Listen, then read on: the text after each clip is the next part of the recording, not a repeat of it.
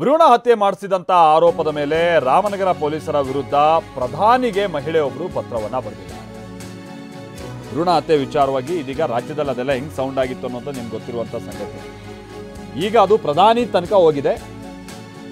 But ಇಲ್ಲಿ ಏನ್ ವಿಚಾರ ಅಂತಂದ್ರೆ ಪ್ರಿಯಕರ ಹಾಗೂ ಪೊಲೀಸರ ವಿರುದ್ಧ ಕ್ರಮ ತೆಗೆದುಕೊಳ್ಬೇಕು ಅಂತ ಆಗ್ರಹಿಸಲಾಗಿದೆಯಂತೆ. ಮಾಗಡಿ ಮೂಲದ ಮಹಿಳೆಯೊಬ್ಬರು ಪ್ರಧಾನಿ ಮೋದಿಗೆ ಪತ್ರವನ್ನ ಬರೆದಿದ್ದಾರೆ. ಭ್ರೂಣ ಹತ್ಯೆ ಮಾಡಿಸಿದಂತ ದಯಾನಂದ್ ವಿರುದ್ಧ ದೂರನ್ನ ಕೊಡಲಾಗಿದೆಯಂತೆ. ಆದರೆ ದಯಾನಂದ್ ವಿರುದ್ಧ ಕ್ರಮ ತೆಗೆದುಕೊಳ್ಬೇಕು ಅಂತ ಅಂದರೆ ಇಂತಿಷ್ಟು ಲಂಚ ಕೊಡುವಂಥ ಈ ಕೆಲ ಪೊಲೀಸರದ್ದು ಇರುತ್ತಲ್ಲ, ರೂಟೀನ್ ಕೆಲಸ ಲಂಚದ್ದು.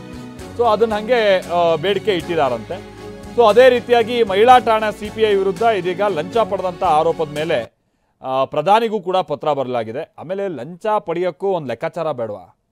ಅಂದರೆ ಈ ಮಹಿಳೆ ಮಾಡ್ತಿರುವಂಥ ಆರೋಪದ ಪ್ರಕಾರವಾಗಿ 1,40,000 ರೂಪಾಯಿ ಲಂಚ ಪಡೆದಿದ್ದಾರಂತೆ. ಈಗ ಮಹಿಳೆ ಪ್ರಿಯಕರ ಹಾಗೆ ಪೊಲೀಸರಿಂದ ನಾನು ಅನ್ಯಾಯಕ್ಕೆ ಒಳಗಾಗಿದ್ದೀನಿ, ನ್ಯಾಯ ಸಿಗದೆ ಹೋದರೆ SP ಕಚೇರಿ ಎದುರೇ ನಾನು ಆತ್ಮಹತ್ಯೆ ಮಾಡ್ಕೊಳ್ತೀನಿ, ಪ್ರಿಯಕರ ದಯಾನಂದ್ ಹಾಗೆ ಪೊಲೀಸರ ವಿರುದ್ಧ ನೀವು ಕ್ರಮ ತೆಗೆದುಕೊಳ್ಬೇಕು, ನೀವು ಅದನ್ನು ಸೂಚಿಸಬೇಕು ಅಂತೇಳಿ ಪ್ರಧಾನಿ ಮೋದಿಗೂ ಕೂಡ ಇವರು ಪತ್ರವನ್ನು ಬರೆದಿದ್ದಾರೆ.